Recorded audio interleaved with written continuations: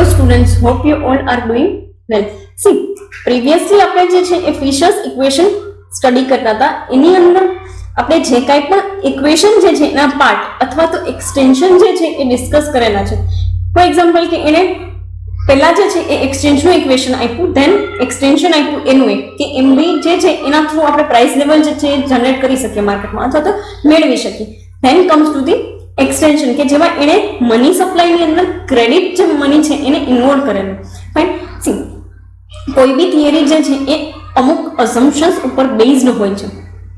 તમે અત્યાર સુધી જેટલી પણ થિયરીઝ ભણ્યા આપણે, બરાબર, એમાં આઇસોકોન કર્વ, આઇસોકોસ્ટ કર્વ કે માર્જિનલ ડિસ્ટ્રીબ્યુશનની થિયરી છે કે અધર દેન ધેટ પ્રાઇસિંગની કોઈ થિયરી છે, તો એ તમામ થિયરી જે છે એ અમુક અઝમ્પશન ઉપર બેઝ હતી કે ભાઈ લોંગ રનની અંદર આ વસ્તુને જે છે એ કન્સિડર નથી કરવામાં આવતી, કે શોર્ટ રનની અંદર આ વસ્તુ કોન્સ્ટન્ટ રહી છે, આ પેરામીટર્સ જે છે એનું લેવલ આવું હોવું જોઈએ, બરાબર.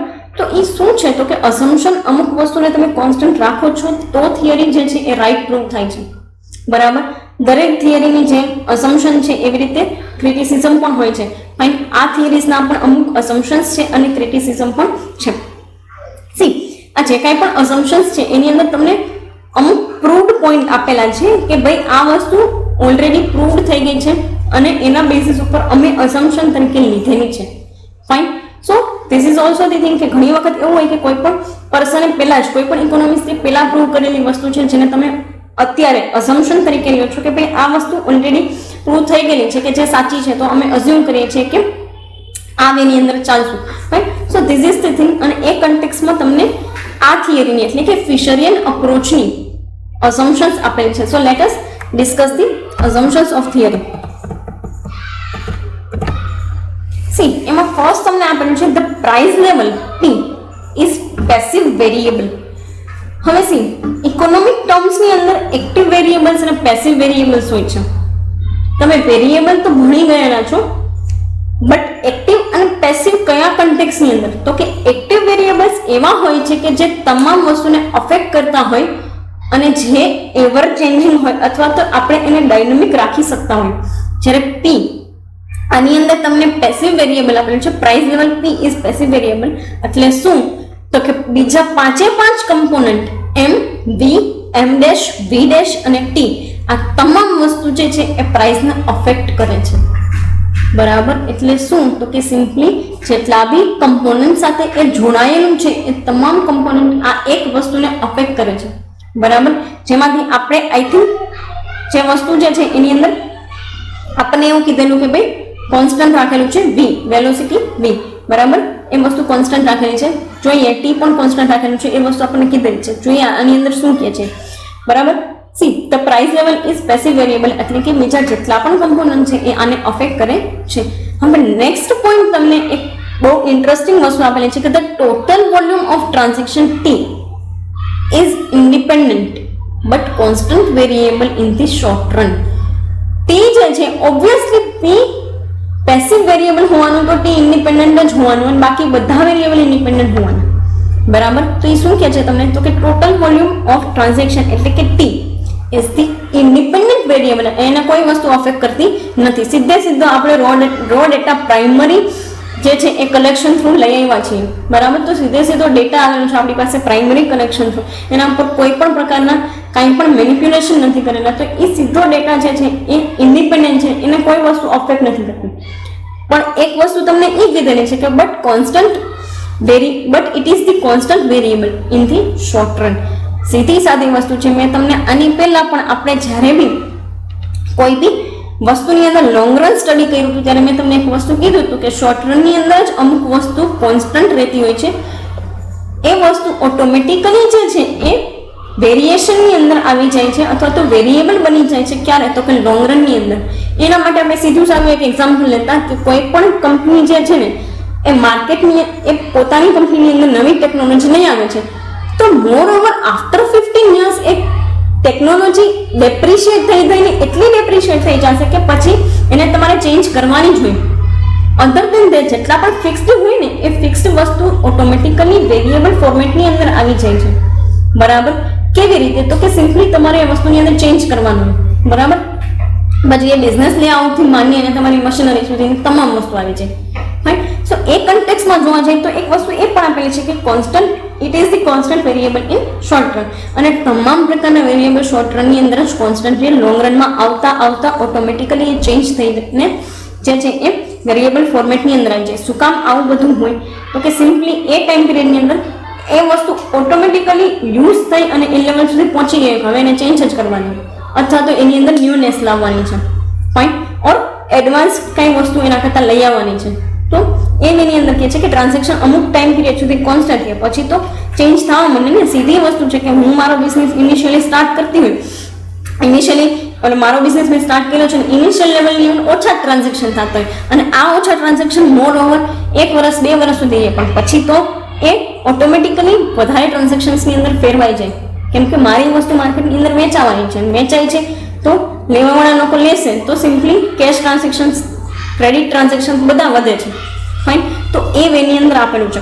સી નેક્સ્ટ તમને કહે છે the velocity of circulation of money V is an independent element in equation and constant in the short time period. મેં તમને આની પહેલા પણ સમજાવ્યું કે જેમ વેલોસિટી અને ટી બંને વસ્તુ કોન્સ્ટન્ટ રહેવાની છે, પણ હા એક તમને એના કન્ટેક્સમાં એમ કીધું છે કે આ બંને એલિમેન્ટ છે એ ઇન્ડિપેન્ડન્ટ છે.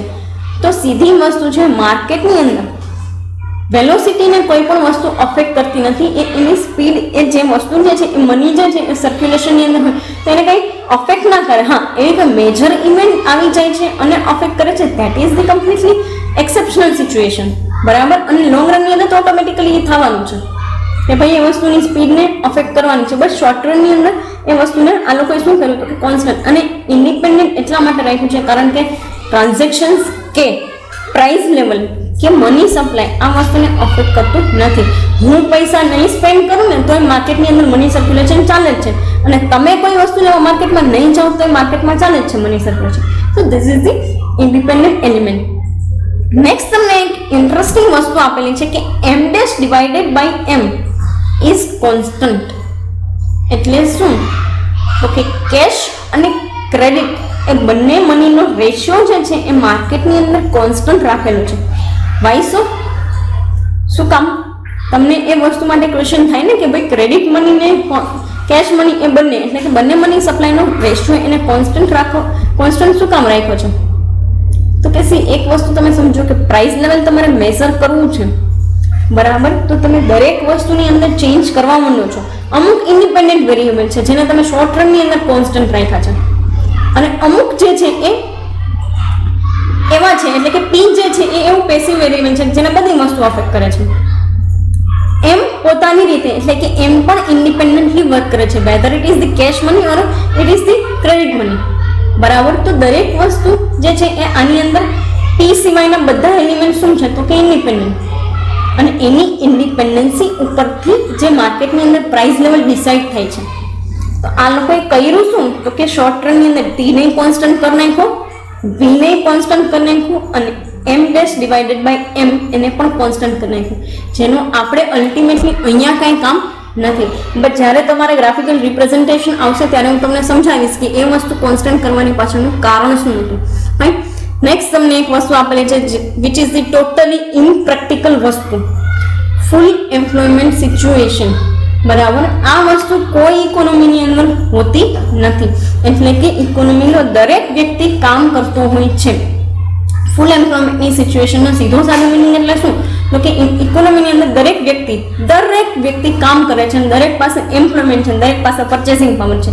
This is not possible. Even developed કન્ટ્રીઝની અંદર બી ફૂલ એમ્પ્લોયમેન્ટની સિચ્યુએશન છે નહીં, બરાબર. તો અહીંયાથી જ તમારી થિયરીની ઇનપ્રેક્ટિકાલિટી સ્ટાર્ટ થઈ જાય છે, બરાબર, કારણ કે ફૂલ એમ્પ્લોયમેન્ટ ક્યારેય હોતું નથી. એટલે ઓટોમેટિકલી માર્કેટની અંદર ક્યાંથી લૂપહોલ આવવાના સ્ટાર્ટ થાય, બરાબર. તમારા આ સ્ટડી, તમારા એનાલિસિસની અંદર લૂપહોલ આવવાના સ્ટાર્ટ ક્યાંથી થાય? જ્યારે તમે આને શોર્ટ રનમાંથી લોંગ રનમાં લઈ જાઓ ને ત્યારે. એટલે સી તમને આ વસ્તુના એક કનેક્શનમાં નીચેની એક એઝમ્પશન પણ આપી દીધી કે શોર્ટ પીરિયડ એનાલિસિસ. અમે આમાં કાંઈ લાંબુ વિચારતા નથી, બરાબર. તમારા માટે આ શું કામ યુઝફુલ છે તો કે તમારે શોર્ટર ટાઈમ પીરિયડનું એનાલિસિસ કરવું હોય કે ભાઈ પ્રાઇસ લેવલ મેઝરમેન્ટ કરવા છે 1 વર્ષ માટેના, તો બહુ સારી વસ્તુ છે. પણ તમે જેમ સૂચક આંક જે છે એ કેલ્ક્યુલેટ કરતા, બરાબર, ઇન્ડેક્સ નંબરને એની અંદર જેવી રીતે તમે કોઈ પણ વસ્તુના ઇન્ડેક્સ નંબર એક વર્ષને આધાર વર્ષ લઈને આગળ બધી મેઝરમેન્ટ કરતા આવું ક્યારેય પણ આ વસ્તુની અંદર પોસિબલ છે નહીં. એટલે કેવા શું માંગે છે તો કે શોર્ટ રનની અંદર એક વર્ષ માટે this is the perfect analysis, કે એક વર્ષની અંદર તમને મની સપ્લાયથી લઈ અને પ્રાઇસ લેવલ સુધીના તમામ ડેટા કલેક્ટ કરીને એનું એનાલિસિસ તમે કરી શકો છો. But after 1 year it will not be useful. અને એની તમને છે ને ઉપરની વસ્તુની ઉપરની લિમિટેશન જે છે એના કન્ટેક્સમાં જ આપી દીધેલું છે. સીધી વસ્તુ છે, કોઈ કન્ટ્રીની અંદર ફૂલ એમ્પ્લોયમેન્ટ હોય નહીં. એટલે મારે ક્યાંકથી હું અનએમ્પ્લોયડ છું તો સીધી વસ્તુ છે કે મારા બિહાફમાં જ કોઈક પૈસા ખર્ચ કરતું હોય માર્કેટમાં, બરાબર, અથવા તો માર્કેટની અંદર મની સપ્લાય પણ કોઈક મારા બિહાફમાં જ જનરેટ કરે છે. ફાઇન, હું અનએમ્પ્લોયડ છું, મને કંઈ કોઈ લોન ન આપે કોઈ બેંક, તો મારા થ્રુ તો ક્યાંય માર્કેટમાં મની સપ્લાય જનરેટ નથી થતો. અને હું મારી આગળ પૈસા નથી, હું માર્કેટમાં ક્યાંય વસ્તુ લેવા જવાની નથી. તો સીધી વસ્તુ છે કે મારાથી આ ડિમાન્ડ સપ્લાય નથી થતો, બટ મારા બિહાફમાં કોક કરતું હશે. ફાઇન, મારા બિહાફમાં બીજા કોઈ વ્યક્તિ, હું એક ટ્રાન્ઝેક્શન કરું છું એ 4 કરતા હશે, તો ઓટોમેટિકલી મારા બિહાફમાં પૈસા જે છે માર્કેટમાં આવતા હશે.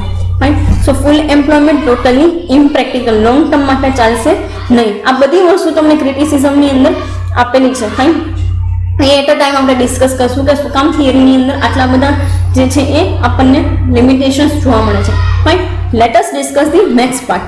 સી, તમને આ જે કાંઈ પણ અસમ્પશન્સ આપેલી છે એની આગળ એક ગ્રાફિકલ રિપ્રેઝન્ટેશન મેં તમને આપેલું છે કે જેમાં આપણે આખું ગ્રાફિકલ રિપ્રેઝન્ટેશન સ્ટડી કરશું. કેવી રીતે? તો કે સિમ્પલી જોઈએ. સી, અહીંયા તમે જે કાંઈ પણ વસ્તુ તમને ડિનોટ કરેલી છે, એક્સ એક્સિસ ઉપર તમને ક્વોન્ટિટી ઓફ મની એટલે કે મની સપ્લાય આપેલો છે, વાય એક્સિસ ઉપર તમને પ્રાઇસ લેવલ આપેલું છે. હવે આ આપણે મેઝરમેન્ટ શું કરીએ છીએ તો કે આની અંદર તમે M1 M2 અથવા તો M અને M1 અથવા તો M અને M ડેશ, બરાબર, અને P અને P ડેશ એટલે કે price level 1, price level 2, money 1 અને મની 2 એટલે કે મનીનો સપ્લાય 1 અને મનીનો સપ્લાય 2, બરાબર. આ રીતે લેવું હોય તો પણ ફાઇન, P1 P2 લેવું હોય તો પણ. બાકી ગ્રાફિકલ રિપ્રેઝન્ટેશન પ્રમાણે તમને બધા જ જેટલા પણ પોઈન્ટ્સ છે એનું ઇન્ટ્રોડક્શન આપું છું. એક્સ એક્સિસ ઉપર ક્વોન્ટિટી ઓફ મની એટલે શું તો કે સીધો સાદો મનીનો સપ્લાય આપેલો છે. Then comes to Y level ઉપર શું તો કે પ્રાઇસ લેવલ આપેલું છે, બરાબર. અને માર્કેટની અંદર તમને ખ્યાલ પડશે કે કેવી રીતે પ્રાઇસ લેવલ અને મની સપ્લાય જે છે એના ઉપર ઇફેક્ટ આવે છે. Fine, so let us discuss all those things, બરાબર. એમ એટલે શું તો કે ઇનિશિયલ મની સપ્લાય.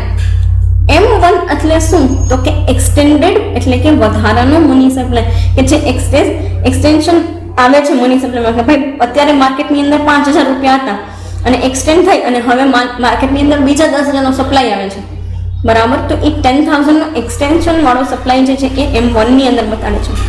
P તો કે ઇનિશિયલ પ્રાઇસ લેવલ, કે જે લેવલે અત્યારે માર્કેટની અંદર કંઈ પણ વસ્તુ ચાલતી હતી, બરાબર, અથવા તો ચાલે છે. and then comes to the P1 એટલે કે increased price level. Increase price level તમને આ વસ્તુની અંદર આપવામાં આવેલું છે.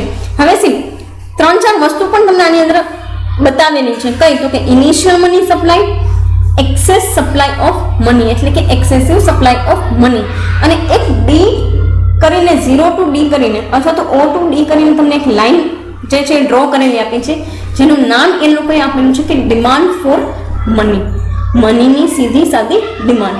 હવે સી આ તમને કયા વેથી મેઝરમેન્ટ કરીને આપે છે તો કે simply PT divided by V. એટલે આમાં ક્યાંય M આવ્યો નહીં, બરાબર, ક્યાંય પણ M આવ્યો નથી. તો સી શું કામ M આવ્યો નથી તો કે M તમને ઓલરેડી નીચે આપી દીધેલો છે, બરાબર.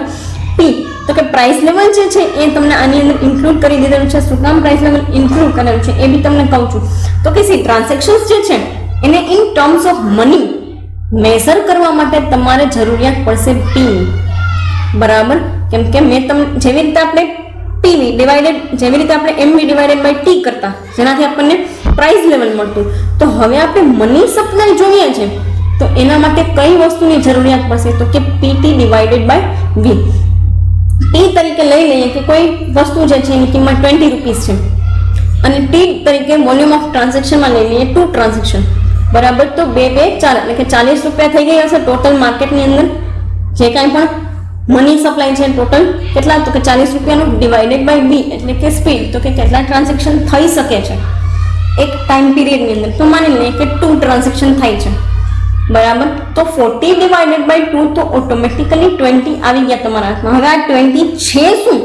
તો કે મની સપ્લાય છે, બરાબર. તમને આ PT ડિવાઇડેડ બાય V કરવાથી મની જે છે એ મળેલું છે, બરાબર. મનીનું આસ્પેક્ટ એટલે કે 20 રૂપીસની જરૂરિયાત છે અને 20 નો સપ્લાય જે તમને E અને E1 ઇક્વિલિબ્રિયમ મળે છે. Fine. So let S C those things. C આ તમને ડે ડિમાન્ડ ફોર મની આપેલું છે, એટલે એ 20 રૂપિયા શું છે? તો કે સિમ્પલ 20 રૂપિયા જે છે એ સપ્લાય અને 20 રૂપિયા જે છે એ શું? મની. કેમ કે આપણે આ ગ્રાફિકલ રિપ્રેઝન્ટેશન ઓરિજિનલી શેના માટે કરીએ છીએ? તો કે ઇક્વિલિબ્રિયમ સેટ કરવા માટે, બરાબર. ઇક્વિલિબ્રિયમ સેટ અને ઇક્વિલિબ્રિયમનું લેવલ જોવા માટે. હવે જોઈએ, ખાલી સિમ્પલ જે છે એ પોઈન્ટ્સ જોઈએ છે.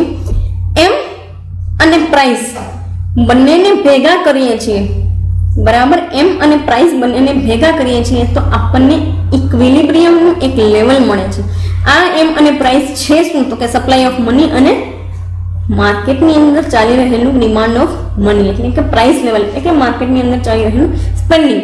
બે વસ્તુ આવી ગઈ. જેવી રીતે આપણે સપ્લાય, જેવી રીતે આપણે નોર્મલી ઇક્વિલિબ્રિયમ ક્રિએટ કરતા ને ડિમાન્ડ અને સપ્લાયનું ઇન ટર્મ્સ ઓફ ગુડ્સ, એવી જ રીતે આપણે પૈસાનું ડિમાન્ડ અને સપ્લાય જોઈએ છીએ. તો પોઈન્ટ એમ અને પોઈન્ટ P એક જગ્યાએ ભેગા થાય છે અને કનેક્ટ થાય છે, તો અહીં આપણને કયું મળ્યું? તો કે ઇક્વિલિબ્રિયમનું લેવલ 1. હવે ઇકોનોમીની અંદર આ તમે એક એનાલિસિસ કરો. હવે જરૂરી તો નથી ને કે દરેક ટાઈમ પિરિયડમાં આ જ વસ્તુ આપણને મળતી હોય, બરાબર. તો આપણે બંને વસ્તુ એક્સટેન્ડ થાય છે. કેવી રીતે? તો કે એમ જે છે ત્યાંથી એક્સેસ મની સપ્લાય થાય છે M1. હવે એક્સેસ થયો ને મની સપ્લાય એટલે ઓટોમેટિકલી પ્રાઇસ લેવલ વધે. શું કામ? કેમ કે આવ્યા, મારા હાથમાં પૈસા આવ્યા, હું સ્પેન્ડ કરીશ. તમારા હાથમાં પૈસા આવ્યા, તમે સ્પેન્ડ કરશો. બીજા કોઈના હાથમાં પૈસા આવે છે તો એ વ્યક્તિ સ્પેન્ડ કરશે. તો આનાથી થયું શું અલ્ટિમેટલી? તો કે જેમ જેમ મનીનો સપ્લાય વધ્યો ને એ માર્કેટની અંદર ઓટોમેટિકલી પ્રાઇસ લેવલ જે છે એ વધ્યું, બરાબર. તો પ્રાઇસ લેવલ વધે છે. હવે તમને એક આખું નવું ઇક્વિલિબ્રિયમનું લેવલ મળે છે. કયું? તો કે E1. ફાઇન. માર્કેટની અંદર E1 નામનું એક આખું નવું ઇક્વિલિબ્રિયમનું લેવલ તમને મળે છે. એ લેવલ કેવું? તો કે E1. હવે એક વસ્તુ તમે જુઓ, આપણે PT ડિવાઇડેડ બાય V કરીએ એટલે કે શું? તો કે એક્સટેન્ડ કરીએ સપ્લાયને. એક્સટેન્ડેડ સપ્લાય એટલે આપણે કઈ વસ્તુ કરશું? તો કે સિમ્પલી જે કોઈ પણ વસ્તુ જે છે એની અંદર મની સપ્લાય માટે P અને T, બરાબર, એને ડિવાઇડેડ બાય V કર્યું તો ત્યારે આપણને ઇનિશિયલ મળ્યું. તો ઇનિશિયલ સપ્લાય કેટલો? ઇનિશિયલ મની સપ્લાય કેટલો હતો? તો કે 20. હવે આપણે મની સપ્લાયને વધારીએ છીએ, બરાબર. તો મની સપ્લાયને વધારીએ છીએ, P એમને રાખી દઈએ P ની જગ્યાએ. ફાઇન. મની સપ્લાયને કરી દઈએ 40, બરાબર. T જે છે એ 2 અને V જે છે એ P2 માની લઈએ. આટલી વસ્તુ જે છે એ થઈ ગઈ. હવે કરવાનું શું? તો કે P તો એમને છે, બરાબર. તો એ વસ્તુ માટે આપણે આને ઉપરની સાઈડ લઈ જશું. ફાઇન. તો 40 into 2 તો કેટલા આવ્યા? 80 થઈ ગયું, બરાબર. એને ડિવાઇડેડ બાય હવે તમે નંબર ઓફ ટ્રાન્ઝેક્શન્સ કરશો તો 2. તો હવે આપણને મની સપ્લાય કેટલો મળે છે? તો કે 40.